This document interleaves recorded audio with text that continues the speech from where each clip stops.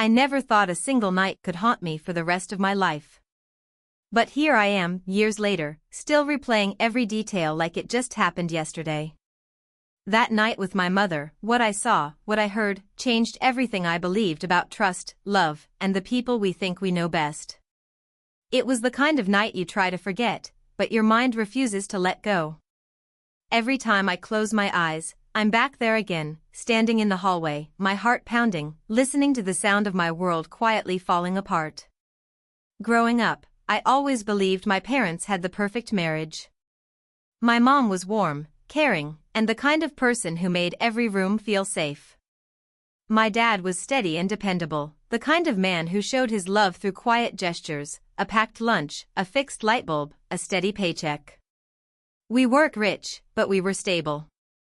At least, that's what I thought. Looking back now, I realize I missed the signs. The late-night arguments behind closed doors. The way my mom would stare blankly at her phone. The silences at dinner that grew longer over time. I was 17 when everything changed. It was a stormy Thursday night.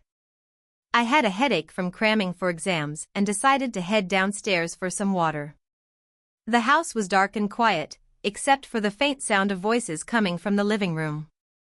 I didn't think much of it, maybe Mom was watching TV, or maybe she couldn't sleep. But as I got closer, I realized it wasn't the TV. It was her voice, soft, laughing in a way I hadn't heard in years. And then, there was a man's voice, low, familiar, but not my father's. I froze. My heart was racing, but my feet stayed planted. I couldn't move. I didn't want to believe what I was hearing, but I couldn't deny it either. I took a slow step forward and peeked around the corner, and what I saw in that moment burned itself into my memory forever. I'll never forget the way my mother looked at him, not like a stranger, not like a friend, but like someone she had been waiting for. That single moment shattered everything I thought I knew. I wanted to scream. I wanted to run. But I just stood there, feeling like the walls were closing in on me. It wasn't just about betrayal, it was the realization that people, even the ones closest to you, can have whole secret lives hiding just beneath the surface. And from that night on, nothing ever felt the same. I never told my dad. I never confronted her. But the memory? It never left. It's the reason I still wake up at night in a cold sweat. It's the reason I find it hard to trust anyone. And it's the reason I decided to finally share this story, even if it still hurts to say it out loud. Because maybe, just maybe, someone out there needs to hear it. But what happened after that night, that's a whole other part of the story. After that night, something in me shifted. I went back up to my room and just stared at the ceiling for hours, trying to convince myself it didn't happen. Maybe I misunderstood. Maybe it wasn't what it looked like. But deep down, I knew exactly what I saw. And once you see something like that, you can't unsee it. My mom didn't notice me. She never even knew I was there. But I saw enough to know that it wasn't just some random mistake. It was something deeper, something that had probably been going on for a while. In the days that followed, I started paying more attention. To everything. The way she smiled at her phone when no one was looking. The sudden grocery runs that took longer than they should. The way my dad never asked questions, never seemed suspicious. Maybe he trusted her too much. Or maybe he was just too tired to see what was right in front of him. Either way, it became clear that I was the only one who knew what was really happening. And carrying that secret felt heavier than I ever imagined. I kept trying to act normal. Pretend everything was okay. But I started pulling away, from school, from friends, from family dinners. I became quiet, distant. My mom noticed, of course. She'd ask if I was okay, if something was bothering me. And every time, I wanted to scream and ask her how she could lie to us all like that. But I didn't. I just nodded and said I was fine, while everything inside me kept breaking. I started remembering little things from the past that now made more sense. Like the late phone calls she always said were from work. Or the way she'd suddenly get dressed up and say she was meeting an old friend. Back then, I didn't question it. I trusted her. She was my mom. She wasn't supposed to be capable of betrayal. But now, every memory felt like a piece of a puzzle I didn't know I was putting together. And the picture it created wasn't pretty. The man I saw that night. I still didn't know who he was. But something about his voice felt familiar, like I'd heard it before, maybe in passing. I couldn't shake the feeling that he wasn't a stranger. And the more I thought about it, the more I started to wonder, was this just about an affair, or was there something else? Something even more complicated? I had no proof. No answers. Just the weight of what I saw and the ache of not knowing what to do with it. And as days turned into weeks, that silence grew louder. I started skipping meals just to avoid sitting at the same table with her. Every time I looked at my mom, I saw that moment again, her soft laugh, the way she leaned in, how comfortable she looked with him. I didn't know how she could walk around the house like nothing had happened. Like she wasn't hiding something so huge, so damaging. Maybe that was the scariest part, how easy it was for her to pretend. It made me question everything. How long had she been living this double life? And why didn't I see it sooner? At school, I was distracted all the time. I stopped turning in assignments. Teachers noticed, friends asked what was wrong, but I kept brushing it off. I couldn't talk about it with anyone. Who would even believe me? And even if they did, what could they say that would make it hurt less? I kept thinking about my dad, how he worked late, always came home tired, how he still kissed her on the cheek like he truly believed she was his person. And yet, she was seeing someone else behind his back. The guilt of knowing and saying nothing was slowly destroying me. One day, I saw the man again, outside a local coffee shop. He was getting into a car, casually sipping from a paper cup. For a second, I froze. Then I realized something that made my stomach turn. He was a family friend. Someone who used to come over during holidays. Not often, but enough that his face was buried somewhere in my memories. My dad even once called him like a brother. That detail made everything worse. It wasn't just betrayal, it was betrayal tangled in years of trust and family connection. That night, my mom came into my room. She said she missed talking to me. Said I seemed distant. She sat on the edge of my bed like she used to when I was a kid. For a moment, I wanted to believe it was all a bad dream. But I couldn't shake what I knew. I looked at her and asked how long she'd known Paul, that was his name. Her face went pale. She stammered something about him being an old friend. Nothing more. But I saw the fear flash across her eyes. That's when I knew. I wasn't imagining things. She was hiding something.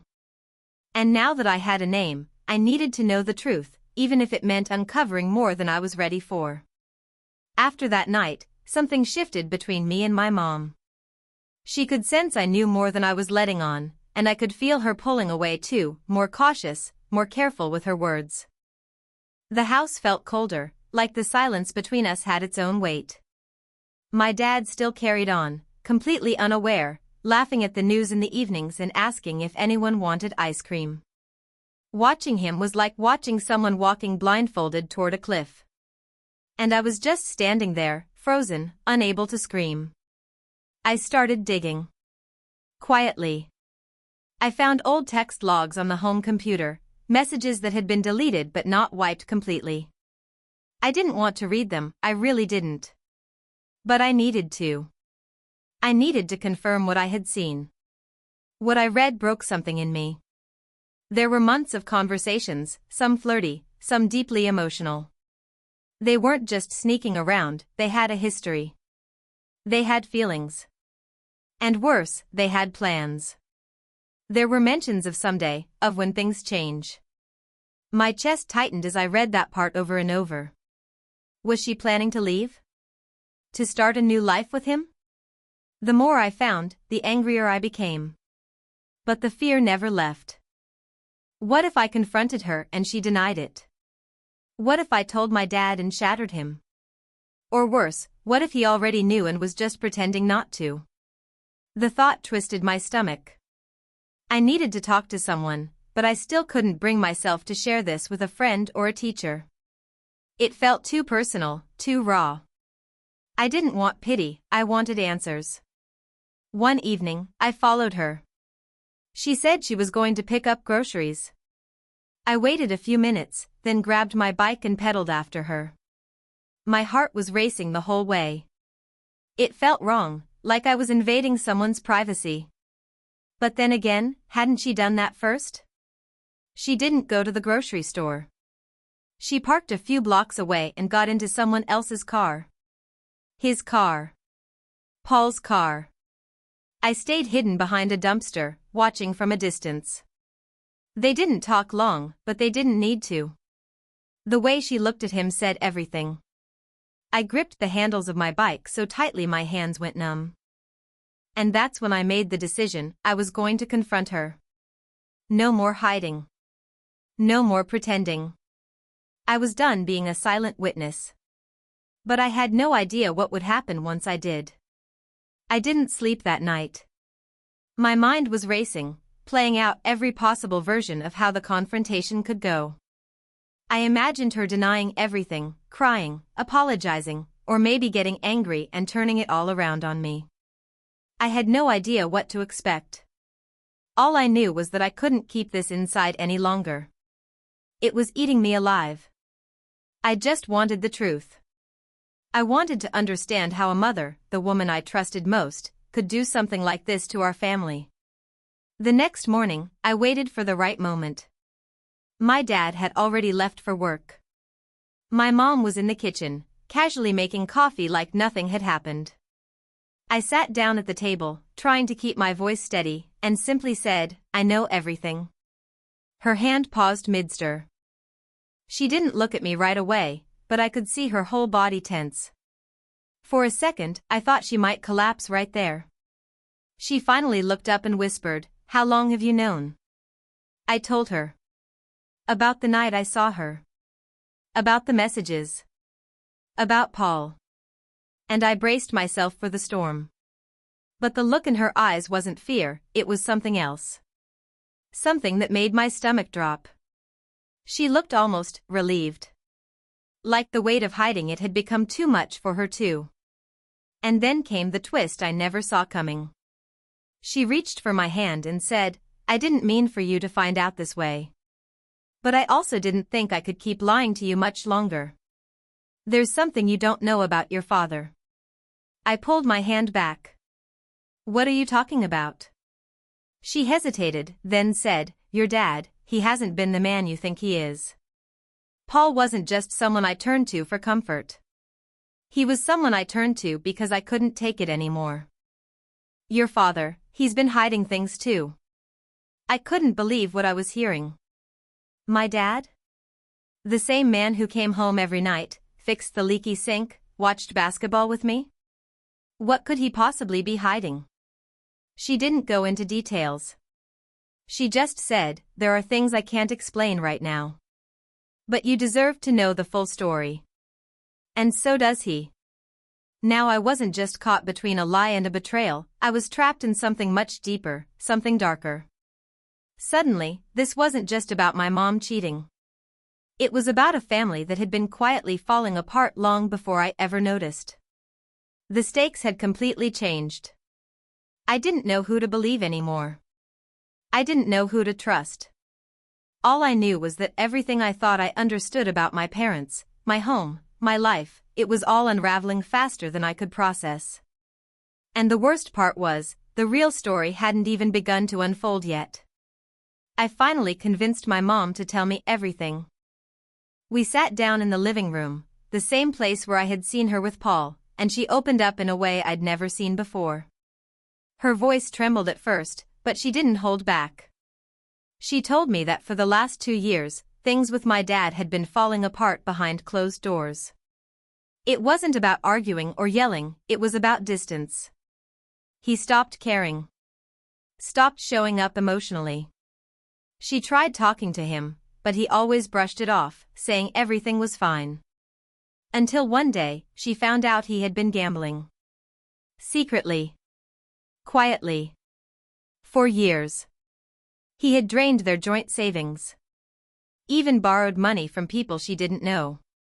She only found out when a man showed up at the house asking for repayment. That's when she turned to Paul, not for romance, at first, but for help. Paul had once been close to both of them, and she trusted him. But over time, the closeness grew into something more. Something complicated. And wrong. She knew that. But by then, she felt trapped between two broken paths, living in silence with my dad, or clinging to something that at least felt like care. I didn't know how to react. My world was spinning. My father, who I always saw as the steady one, had hidden something so big. And my mom, who I thought was just the one who betrayed, was actually carrying her own kind of pain. None of it made what she did okay, but it wasn't so black and white anymore. That night, we agreed to sit down with my dad. I didn't want to, but I had to. We needed everything out in the open. The conversation was brutal. My dad was silent for most of it. At first, he denied the gambling, then finally admitted it with his head down. When my mom confessed about Paul, he didn't yell.